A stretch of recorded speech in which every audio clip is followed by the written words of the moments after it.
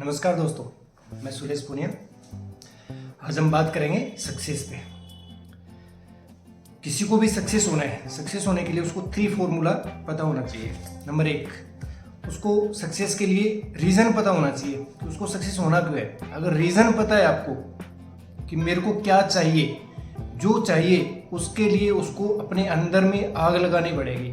अपने अंदर में उसकी सोच हर टाइम उसको दिमाग में वही चीज़ रखनी पड़ेगी कि मेरे को ये चाहिए, जो चाहिए।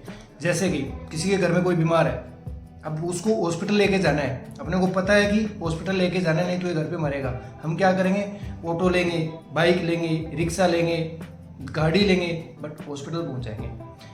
वैसे ही अपने को ये पता है कि मुझे सक्सेस होना है, मुझे इतना चाहिए या मुझे ये बिजनेस करना है। वो बिजनेस करने के लिए जब उसके अंदर में ललक होगी उसको करने की, उसका रीज़न एकदम क्लियर होगा, उसका विज़न पूरा क्लियर होगा, वो उसका माइंड का गोल है वो बन जाएगा। वो माइंड में जैसे ही गोल उसका सेट हो जाता है, गोल सेट होने के बाद में वो उसके ऊपर काम करना चालू करता है। जब उस पर काम करता है, जितना बड़ा गोल होता है उसके अकॉर्डिंग उसको प्लान करना पड़ता है कि कितना उसको चाहिए। जब हम अपना गोल सेट कर लेते हैं, जो भी हमारा प्लानिंग होता है बिजनेस का, उसके ऊपर में हमारी पूरी रिसर्च होनी चाहिए।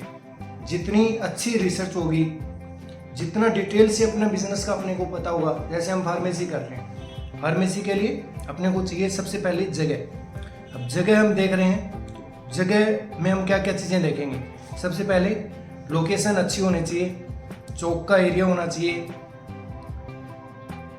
डॉक्टर्स उसके आसपास में होने चाहिए, पब्लिक डेंसिटी ज़्यादा होनी चाहिए। जितनी ज़्यादा पब्लिक होगी उतने ही आपके पास में शॉप में कस्टमर ज़्यादा आएंगे। मेडिसिन के अलावा बाकी आइटम भी आपके वहाँ पे बिकेंगे। आपके आसपास के पूरे एरिया के अंदर में कुछ क्लिनिक होने चाहिए डॉक्टर्स के। आपका जगह लिए है वो विजिबल होने चाहिए, सामने से दूर से।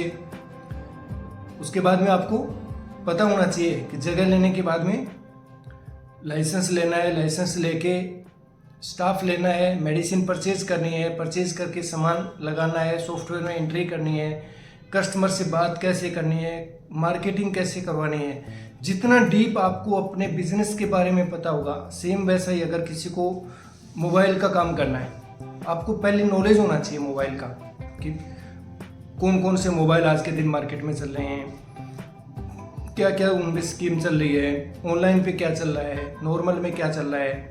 आप जितनी डीपली रिसर्च करोगे अपने बिजनेस के बारे में, आप उतना ही ज़्यादा सक्सेस होगे। अदरवाइज आपका एम्प्लॉय आपको बेवकूफ़ बना देगा। कोई भी काम अगर आप अपनी छोटा बिजनेस कर रहे हो, आप अपने एम्प्लॉय के ऊपर में डिपेंड हो, आपका बिजनेस नहीं चलने वाला। हाँ चलेगा अगर आपको नॉलेज है आपके एम्प्लॉय से ज़्यादा। इसलिए आप उस काम के प्रति पूरी रिसर्च करो। रिसर्च होने के बाद में जैसे आपका काम स्टार्ट हो जाता है, आपका बिजनेस चालू हो जाता है, चालू होने के बाद में क्या होता है कि उतार चढ़ाव आते हैं। कभी सेल ज़्यादा होती है, कभी सेल कम होती है। ज़्यादा सेल होती है उसमें आप अपना जो हाईएस्ट सेल का आंकड़ा पकड़ो और उसको ही टारगेट बनाओ। सपोज करो आपकी पहले दिन की सेल 5,000 रुपये है और दूसरे दिन की सेल अगर आपकी हो जाती है 15,000 रुपये, आप अपना आंकड़ा है सेल का वो 15,000 रुपये लेके चलो। ये मत सोचो कि 3 दिन पहले 2,000 रुपये सेल हुई है तो मेरी 2,000 होनी है। नहीं, आपकी हाईएस्ट सेल आपको ये दिखा रही है कि यहाँ की पोटेंशियल कितनी है। अगर पूरे महीने में आपकी किसी दिन, पूरे महीने की अगर आपकी सेल है 10 लाख रुपए और किसी दिन आपकी सेल हो जाती है 45,000 रुपये या 65,000, आप ये सोचना कि इस दुकान की जो पोटेंशियल है वो 65 की है पर डे, और आपको 65 लाने के लिए क्या करना है। 65 सेल जो हुई थी उस दिन क्या हुआ था हमारी दुकान में, हमारे बिजनेस में क्या हुआ था कि 65 हुई। वही कंसिस्टेंसी आपको लेके चलनी है।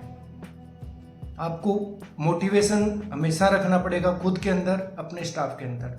बिजनेस को चलाने का सबसे जो आसान तरीका है वो है अपने स्टाफ को डे बाय डे आप ट्रेन करोगे। गलती से भी अपने स्टाफ के साथ बदतमीजी नहीं करनी है, डांटना नहीं है। जितना आप ट्रेंड करोगे आपका स्टाफ आपसे उतना ही ज़्यादा क्लोज रहेगा। जो भी कस्टमर आपके शॉप में आते हैं, आपके बिजनेस से जुड़े हुए हैं, आप उनसे कनेक्ट रहोगे। जितना ज़्यादा आप कनेक्ट रहोगे आपको उतनी पड़ेगी।